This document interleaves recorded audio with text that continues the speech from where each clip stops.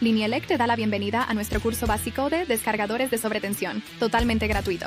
Si quieres obtener un certificado, no dudes en comunicarte con nosotros a través del enlace que hemos dispuesto en la descripción de este video. Puedes iniciar con tu clase. Ahora, si nosotros lo miramos ya para determinar como tal la tensión máxima del DPS, nos dice que tenemos la misma tensión de línea, pero lo que vamos a hacer en este caso ya es incluirle, aparte de ese 5% de regulación, le vamos a incluir un 30%, que era lo que hablábamos ahora, que es la elevación de tensión, que normalmente nosotros le asociamos a una falla simple que tengamos de línea tierra, ¿sí? Entonces aquí estamos hablando, en cuanto al TOB, estaríamos hablando de una elevación de tensión del 1.3, ¿cierto? Estaríamos hablando de una elevación de tensión del 1.3 en cuanto al TOB.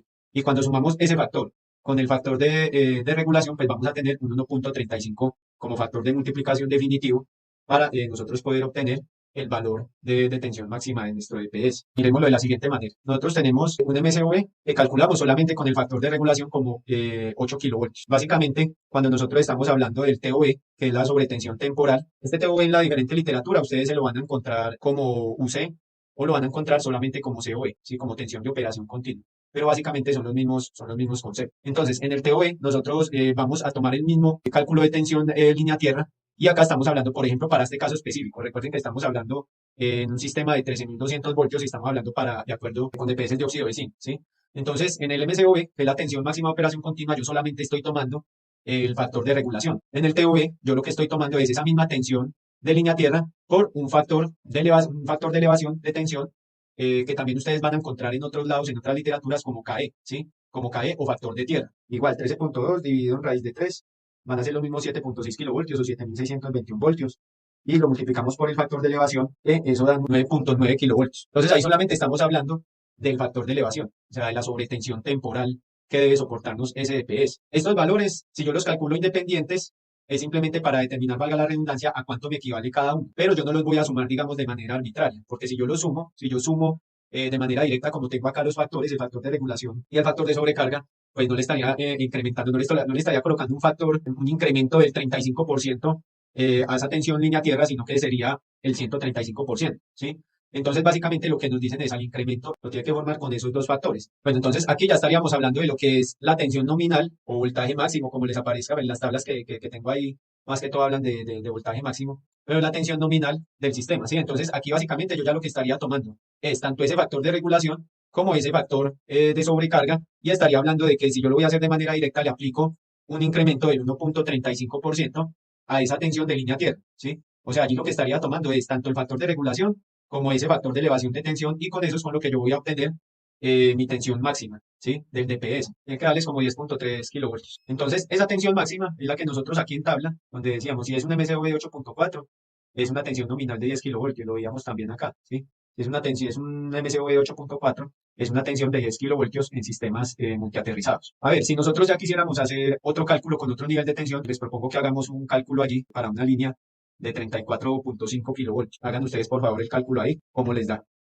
Correcto, 20.9 nos dio el MSV. O sea, si fuera de 20.9, prácticamente nos tendríamos que ir a un MSV real de 22 kilovoltios y tensión nominal de 27 kilovoltios. Miremos cuánto nos da la sobretensión temporal, 25.9, listo. Y si lo aplicamos ya en términos de tensión máxima, que la tabla nos propone que sean 27, una tensión máxima de tensión de 27 kilovoltios, nos da 26.9, o sea, casi los 27 kilovoltios que nos propone la tabla de la norma, ¿cierto?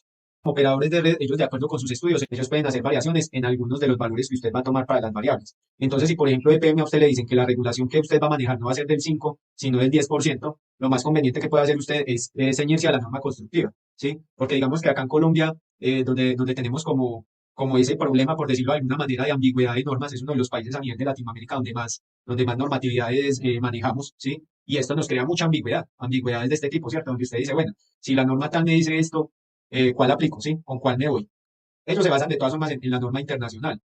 Pero cuando usted tiene que entregarle, supongamos, un equipo, una red, digamos lo que sea, a un operador de red, siempre usted se tendrá que basar primordialmente en esa norma constructiva, mientras lo que usted está aplicando no vaya en incumplimiento de lo que le dice el RETI, ¿sí? Yo creo que ahora, finalizando la sesión, que creo que nos da el tiempo, le vamos a dar una pasadita a lo que nos dice el RETI respecto a DPS. Si el RETI, por ejemplo, en este aspecto no dice nada, ¿sí? De hecho, el DPS en algunos temas de cálculo, en algunos temas de condiciones constructivas, él lo deja, digamos, abierto a lo que determine el operador de red en su norma constructiva. Entonces, en un caso de eso, lo más conveniente es ceñirnos a lo que nos diga el operador de redes o norma constructiva. Eso por un lado, ¿sí? Porque por otro, siempre está y es muy necesario lo de pedir la aclaración. Porque ya en un caso de esto, supongamos si usted le va a entregar a EPM, pues usted puede pedirle la aclaración, venga, es que usted me dice que aplique una regulación del 10%, la ANSI 62.22 dice que el 5%, pues yo entendería que debo entregarle a usted a partir de una regulación del 10%, pero confirme. Eso es algo que a veces sucede con la aplicación de las normas constructivas. EPM, por ejemplo, ya en la norma específica que ellos tienen para solicitar los DPS, ellos lo están solicitando allí están solicitando DPS de 12. O sea, ya cuando nosotros nos vamos a la específica, están solicitando DPS con una tensión nominal de 12, pero que tenga un MSV de 9.6. Dividido en una tensión nominal de 12, estoy hablando de que el MSV lo estoy trabajando a un 80%. Entonces, vea que en ese punto sí se vuelve muy necesario uno pedir esas aclaraciones. Llegado el caso al operador de red, el cálculo va a seguir siendo el mismo y él no, estoy prácticamente casi seguro que él no le va a pedir un cálculo diferente a este. Lo que le va a variar a usted efectivamente puede ser la regulación y efectivamente pues puede ser ese porcentaje de MSV, ¿cierto? Ahí es donde está, digamos, lo maluchito de ese rango que deja abierto la norma del 75 al 85%. En este caso específico que ahora abro la norma y les muestro, si no me equivoco, está en un 80% del MSV, no está en el 85% que es el máximo.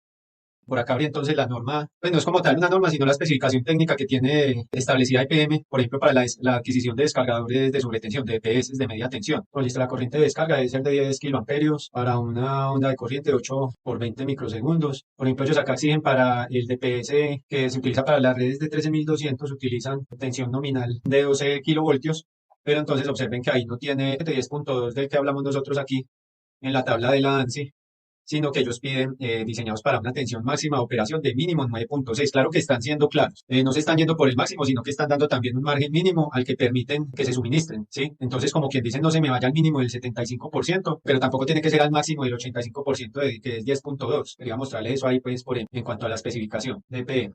Bueno, esto es lo que acabamos de decir respecto a la selección del DPS. Es una tablita donde ya sacan para algunos niveles de tensión, sacan esos factores de multiplicación de los que estábamos hablando, ¿cierto? Ya el factor total con el cual ya se determina efectivamente esa tensión máxima de línea tierra del DPS, y lo mismo pues de lo que estuvimos hablando, ¿cierto? ¿Cuál es el MCV mínimo y cuál sería el MCVP real de acuerdo pues con lo que veníamos viendo aquí? O sea, esto es lo que nos dan cálculo. Y aquí ya sería lo seleccionado, la tensión máxima de operación del DPS, ¿sí? E incluso, bueno, acá está el ejercicio que estamos haciendo, el de 34.5, que efectivamente pues, nos dio esto, nos dio 26.9 de tensión de línea tierra y pues el que seleccionamos nosotros con ese MSV 22 nos dio 27.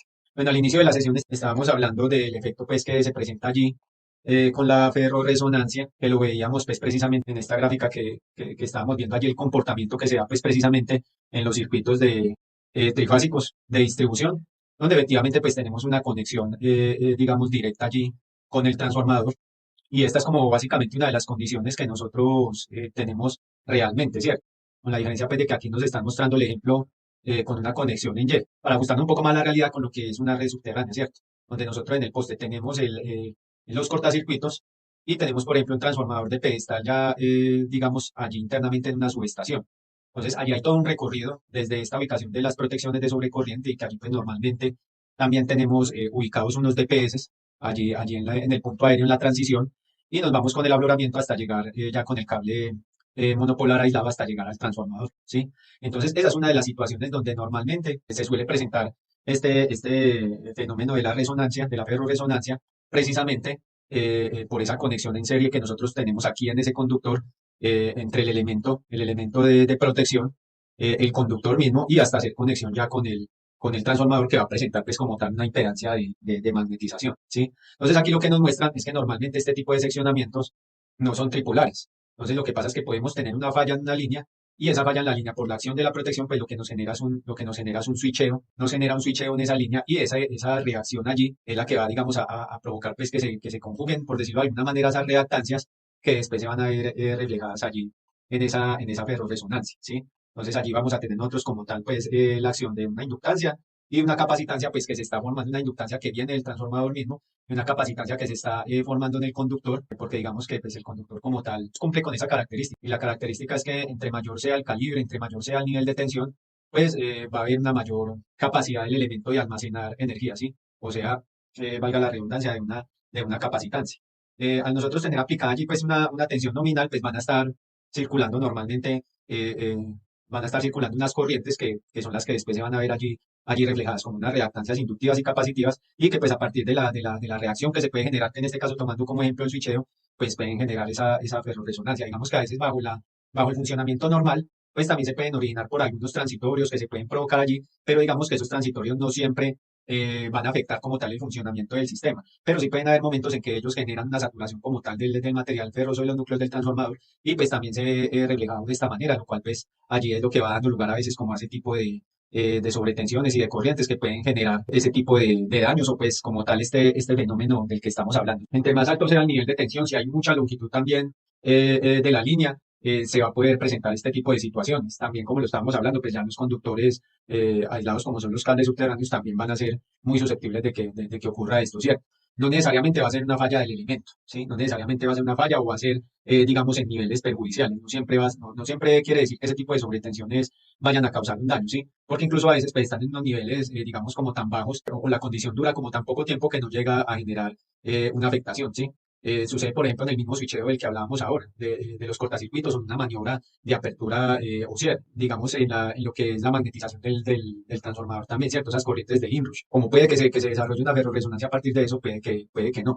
La mayoría de sobretensiones que se dan a partir de esto están entre el rango de 1.5 a 2 por unidad, ¿cierto? Hablándolo pues en términos de sobrecarga. Debido a esto, es que es lo que les comentaba hace un rato de que en distribución, digamos, hay una mayor tendencia a darle más importancia a lo que la protección frente a las descargas atmosféricas, frente a lo que pueda suceder por este tipo de fenómenos. Por eso a veces digamos, en el cálculo o en el dimensionamiento, pues se ignoran de pronto allí más que todo este tipo de efectos, ya que la tensión de descarga disruptiva que se produce, por ejemplo, de una ferrorresonancia, pues, no llega como a acceder casi la capacidad nominal del DPS. El DPS de óxido de zinc, debido a que no tiene explosores, como ya lo veíamos hace un momento, pues él conduce corriente es en función de la tensión aplicada, ¿sí? Entonces, eso le genera de todas formas también a veces hay una desventaja frente a la ferrorresonancia, y es que él en algún momento puede que el esfuerzo que sufra en ese momento pues, no sea suficiente para reducir las sobretensiones que se generan en ese caso, ¿sí? O sea, estamos diciendo que si bien en algunos momentos no son lo suficientemente perjudiciales, también hay casos en los que se puede dar que un DPS, por ejemplo, óxido de zinc, no sea capaz de reducir esa sobretensión, ¿cierto? Que es lo que busca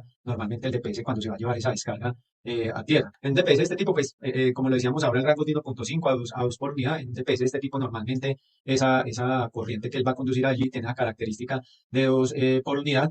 Y pues va a depender también mucho de la impedancia que tenga el sistema, o sea, la misma impedancia de magnetización no lineal que está ofreciendo el transformador. Y pues allí es donde se da que el DPS pues, pueda fallar ante ese tipo digamos, de sobretensiones. Ahora, ¿qué condición tenemos nosotros de todas formas para evitar esto? Porque básicamente en cuanto al tema de la ferrorresonancia, no hay como algo que podamos decir de, venga, manejemos el MSO así o manejemos la capacidad, la tensión máxima nominal del DPS, manejémosla de esta otra manera.